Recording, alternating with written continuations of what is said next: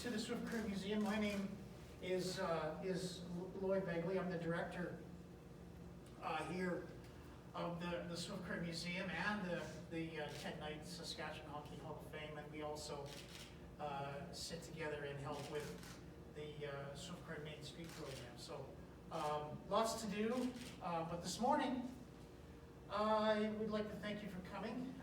You're all here for the same particular reason. We're here to honor these people that stand behind me, or hang behind me, who are such an important part of Swift Current's fabric and the surrounding area, all of which are veterans of Canada's various conflicts, most of which are members of our Canadian forces throughout the First World War and the Second, as well as Korea and now Afghanistan, and all of Canada's peacekeeping operations throughout our past. Swift Current, just as Canada, has a rich and an interesting and exciting history with respect to the military. As many of you well know, Swift Current was home to one of the most important reconnaissance regiments in the Second World War, something known as the 8th Recce. One of the jobs of those members of the 8th Recce was to go ahead of the main force of the Canadian forces and look for the enemy. And they paid a horrific price in liberating Holland, and were in fact headquartered here in Swift Current until the spring of 1968. But having said all that, these folks behind me as well contributed in many ways through all branches of our military. So we're here to honor them, and I want to thank you for participating in this program. This program began, this is our fourth year, I believe, fourth year, that we began in 2016, and have been fortunate enough to continue the program through the help of yourselves and through the help of our sponsors. So having said that, welcome here to the museum. A couple of housekeeping things before we get started. If you need to use the facilities, they're just around the corner of the tourism desk, and down the hall there are 2 washrooms available for the public.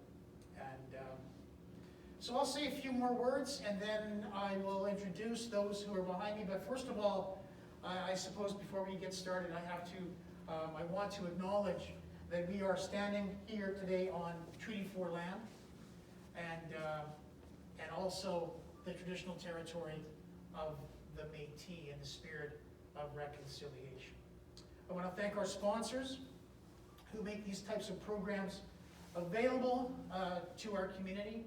Of course, the City of Swift Current, SAS Culture, the Department of Canadian Heritage, and various other sponsors that contribute throughout our programs through the course of the year.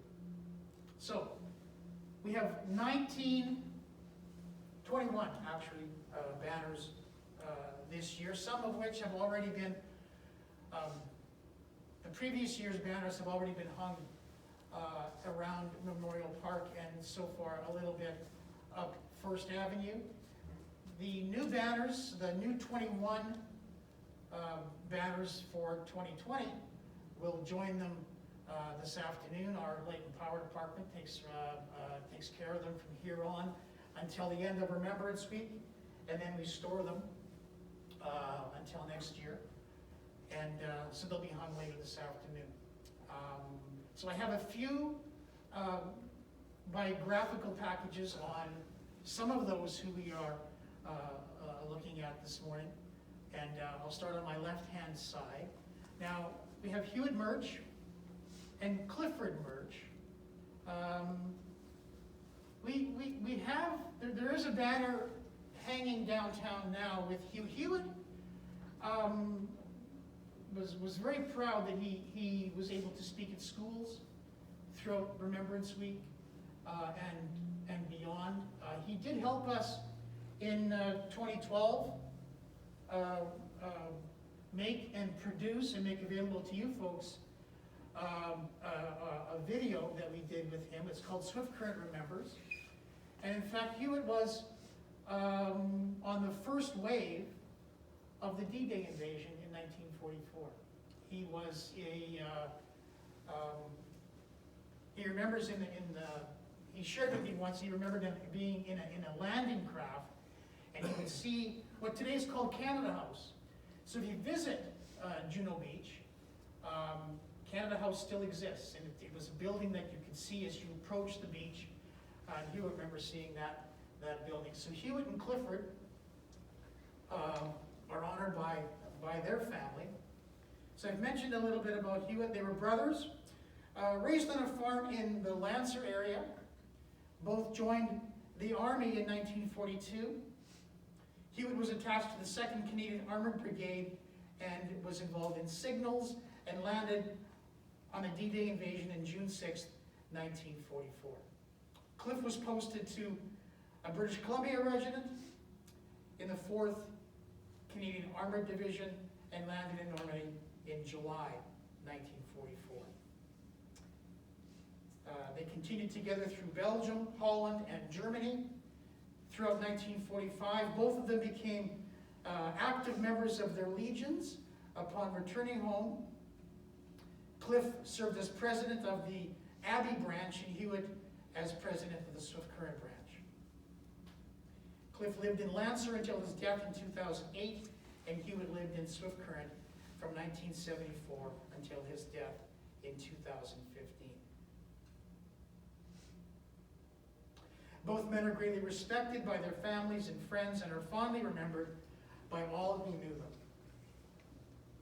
So let's welcome the merch banner to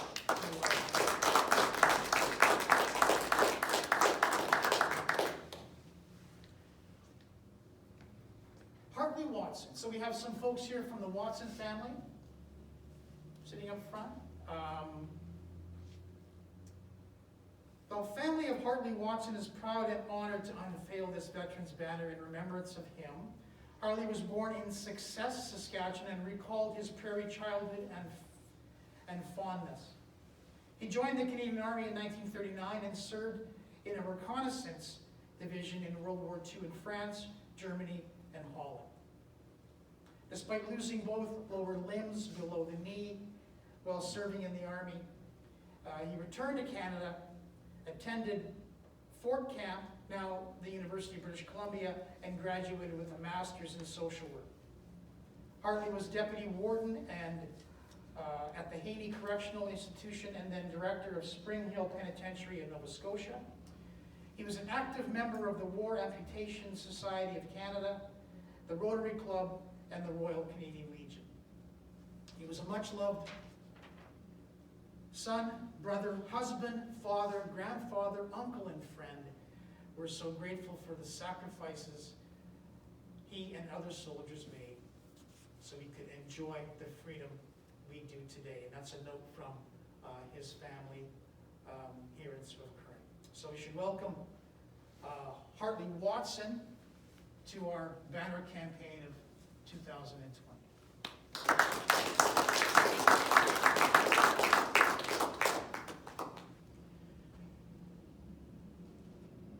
Garth Rankin Wilkins of Mancota. Are there members of the Wilkins family here? Welcome. Was from Mancota, Saskatchewan, enlisted in the Army in Regina in December of 1942. He traveled overseas with his battalion in February of 1944 and was allocated to the Argyll and Sutherland Highlanders of Canada, fighting on the front lines in Belgium. In February 1945, he was injured by shrapnel and was still in hospital when the war came to an end. He chose to return home with the Regina Rifles arriving in Regina on December 31st, 1945. He passed away January 14th of this year, just 4 days short of what would have been his 99th birthday. So join me in welcoming the Wilkins family and congratulating them for providing us with the information.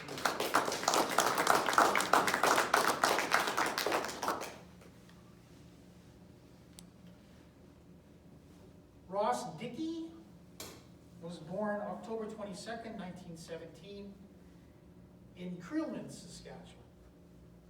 He enlisted with the Canadian Army on August 13th, 1940 at Dundurn. He served with the 22nd Saskatchewan Light Horse until after the war in Europe, until 1945. The last entry in his pay book was June 4th, 1946. Ross returned to Saskatchewan with his war bride, Jean, to start a new life. They raised 4 children and living their entire lives in Saskatchewan. Please join me in welcoming Ross Lee.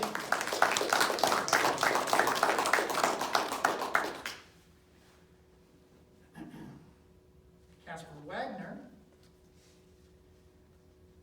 was one of 6 brothers who either volunteered or were conscripted into the army during the Second World War, although only Casper, and one other brother served in Europe. They volunteered in 1941, attended basic training. They were stationed on the West Coast. So they were used during the Pacific campaign with the Japanese. After the threat of the Japanese invasion diminished, he was sent overseas on the Queen Mary, saw action in Europe, having several duties. Being a quiet man, he never gave any details of his experiences, even when questioned, other than to say that it was tough. After the war, he remained in Europe as part of the occupation forces until his service came to an end in 1946.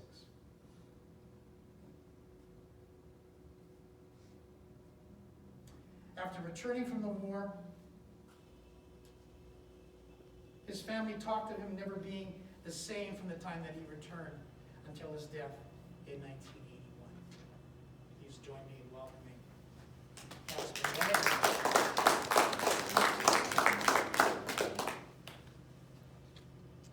Charles Cook enlisted at the age of 24. He was married, had several children, was also from Success, Saskatchewan, and served in the Royal Canadian Air Force. Due to a paperwork error, he had already been in the Air Force 2 years in Brandon and then in Halifax when his enlistment papers showed up a little late at the farm.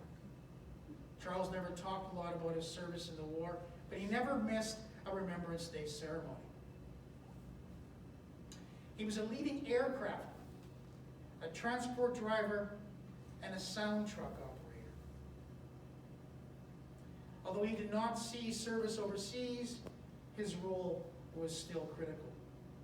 During the majority of the war, he was trained as an airman projectionist and instructor at Mont-Joli, Quebec. It was a training base, which was a training base for British Commonwealth Air Training Plan and Air Command during the Battle of the St. Lawrence, when Canadian warships and cargo ships were sunk by German U-boats, and the RCAF would ensure safe passage along the St. Lawrence to the Gaspé Peninsula and into the Atlantic. The Cook family is extremely proud to sponsor Charles William Cook, otherwise known as Papa, to the generations of family that he fought to protect.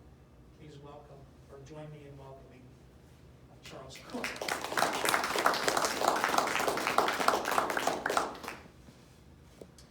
Maurice Connor was born on the family farm in Cabri, or near Cabri, on June 11th, 1917. He enlisted in active duty in the Royal Canadian Air Force on November 24th, 1942, and retired to the Air Force Reserve in February of 1946. He served on both of Canada's coasts, but mainly in Gander and Torbay, Newfoundland, with the 129th Foxtrot Squadron and with the 108th Liberator Squadron. He was an active member of the Royal Canadian Legion here in Swift Current, branch number 56. For many years, he was a beloved husband, father, grandfather, and great-grandfather. He was a proud veteran and very honored to have served his country. Please welcome, or join me in welcoming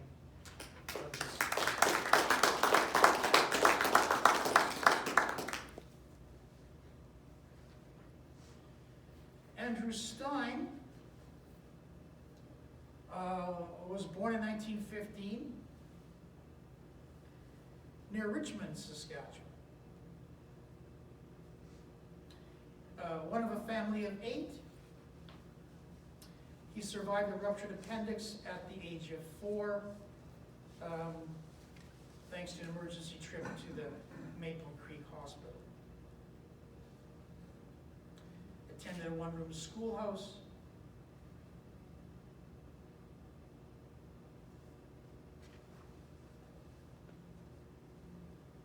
Called Haverhill through to grade 8. Since there was no local high school, he moved to Swift Current and attended Central School from grade 9, returning to Richmond and a new high school for his grade 10, 11th, and 12th year. He worked at a local general store in the nearby hamlet of Lenac and married a local girl, Katie Hepner, in 1939. In 1943, he and his wife and daughter moved to Coronach to run the Esso station, Esso bulk dealership, and entered the Canadian Forces a few months later. He sailed overseas in January of 1945 and claimed that he was one of the few that didn't get seasick. A training accident in England as a member of the Regina Rifles had him in hospital instead of with his platoon. He was transferred to the Royal Winnipeg Rifles, where he served in the occupational army of Arnhem, Holland, and near Aurich in northern Germany. And because he spoke German, he landed an assignment in intelligence. He returned to Saskatchewan in the spring of 1946 and went into business with 2 of his brothers and had brought a store, who had bought a store pending his return.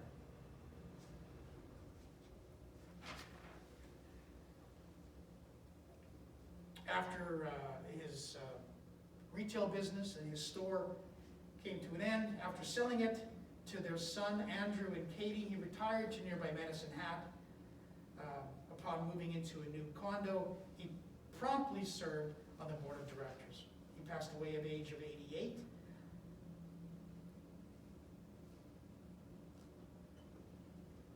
And it says, a prairie life well lived. Please join me in welcoming.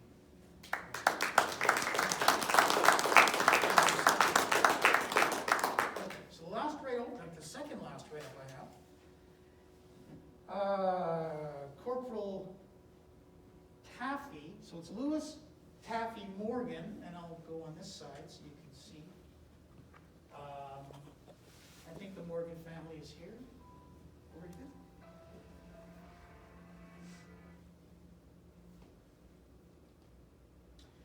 So Taffy Morgan served with the 22nd Saskatchewan Horse, so now we have 2 who served in the same regiment, and was assigned to the 2nd Canadian Armored Brigade. He was a fitter and a mechanic on Sherman tanks.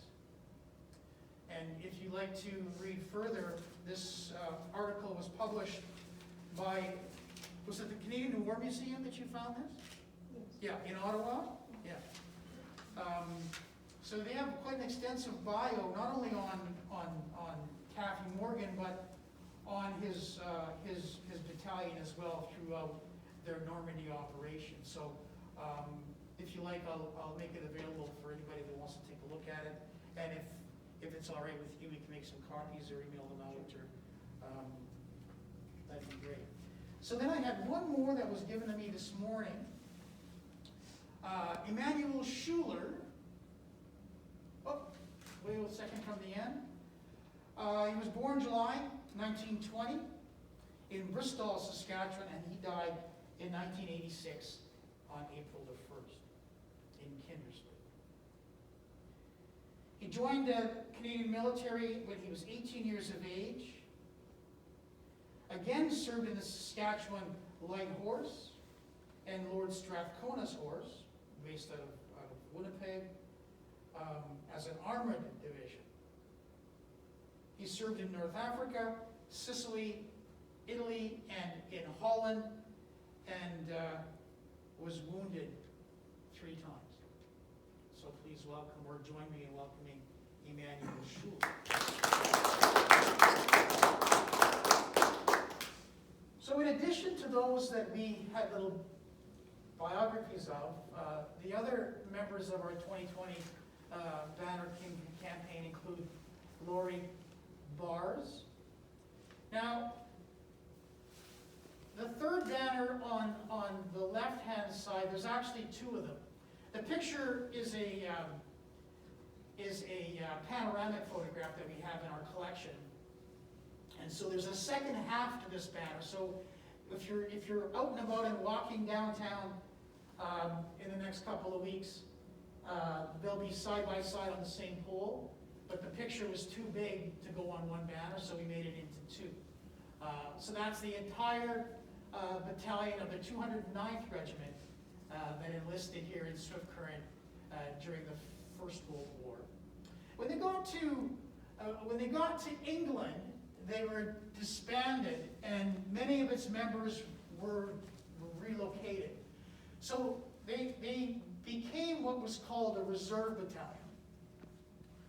And so many ended up in the Royal Canadians out of Edmonton, some in the Royal Mountaineers, based out of British Columbia, but most became members of the Royal Canadian Regiment, the 109th, based out of Ontario,